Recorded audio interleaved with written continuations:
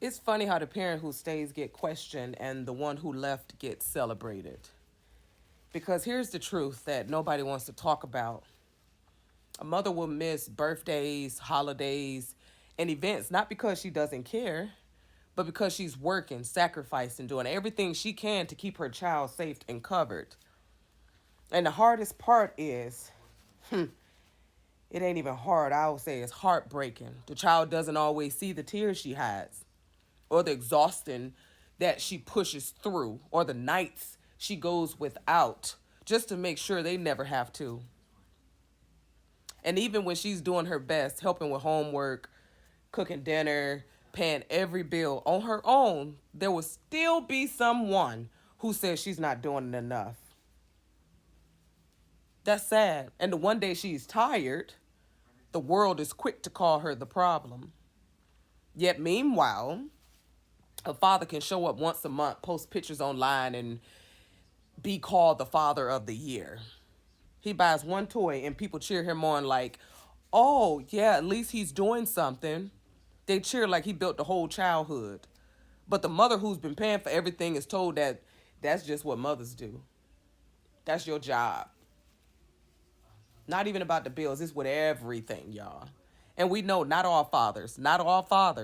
Some fathers fight hard, love hard, sacrifice too. And we honor those men truly. But for the ones who left her to do it all alone, this story hits different.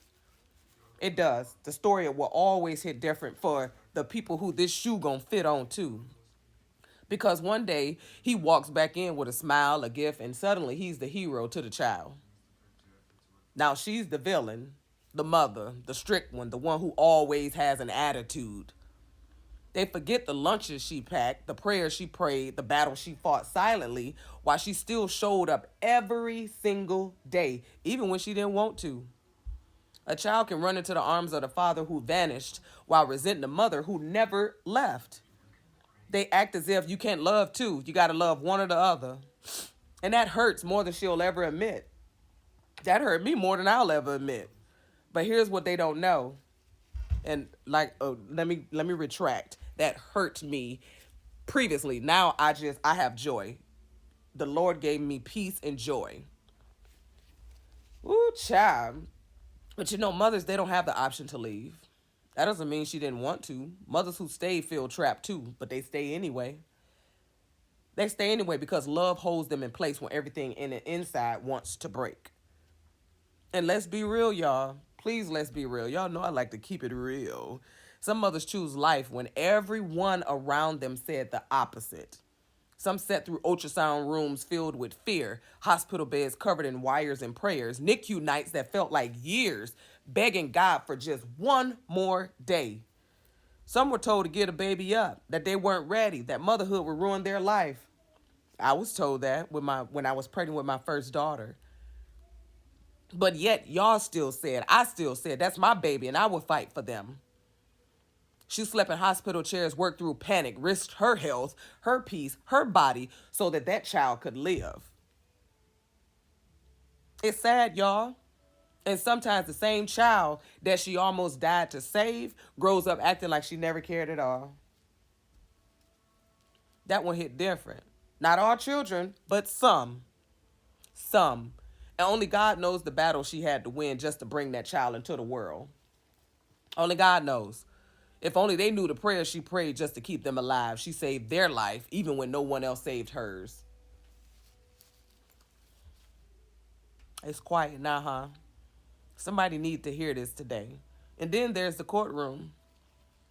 The good old courtroom where a mother who did everything gets treated like she's barely enough. Where the father gets praised simply for wanting to try. The mom has to prove she's worthy while dad has to prove he's present. Y'all see the hypocrisy in that? Because yes, not all fathers, but some can disappear for years, file papers once, and suddenly the mother is the one on trial, forced to defend the life she built alone. And the courts don't see the survival mode. They don't see it at all. They don't see the late night fevers, the sleep she sacrificed, and the love that kept everything standing. They don't see those times. They don't, but God sees. Even when the system refuses to, God sees. And children grow up. They grow up, and understanding grows with them, with some. One day they'll look back and realize who wiped their tears, who skipped meals, who fought battles in silence, who carried the weight of two parents because one chose not to. And that's a heavy weight, y'all. It's a real heavy weight. But not every grown child gets there quickly. They don't, unfortunately. Some still blame the mother for what the father never did.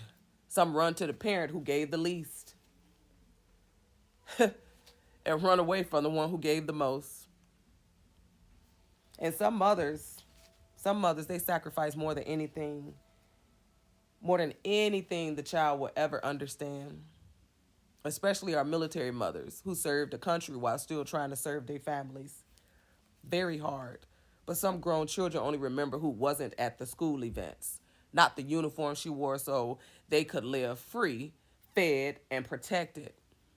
They don't see the nightmares, the strength she had to hold on for the world and the strength she had to hold on at home. They don't see how she sacrificed her presence to secure their future. It's sad, but God does. God sees it because he honors every mother who stayed in the fight, whether it was at home, in uniform, or in the courtroom. God knows our hearts. So, no, this isn't about tearing fathers down. There are great dads out there showing up every day with love and attention, and we celebrate them. We do.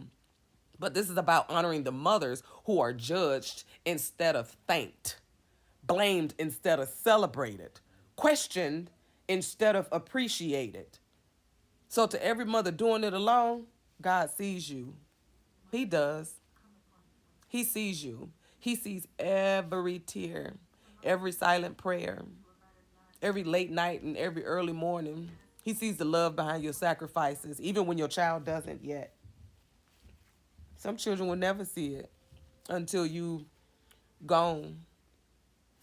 You're not the villain. You are the warrior, the protector, the provider, the safe place. You're not failing, you're carrying, and God is carrying you too. Always remember that because your child will understand one day, even if they don't today. Even if they don't today. And I know it seems unfair, but you're not unappreciated. You're just ahead of your understanding, or you're ahead of their understanding. And the arms that hug their father today will one day cling to the mother who stayed.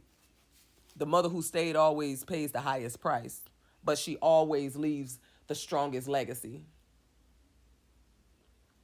God knows. I'm LaWanda Glenn, and this message is for every mother who ever felt unseen.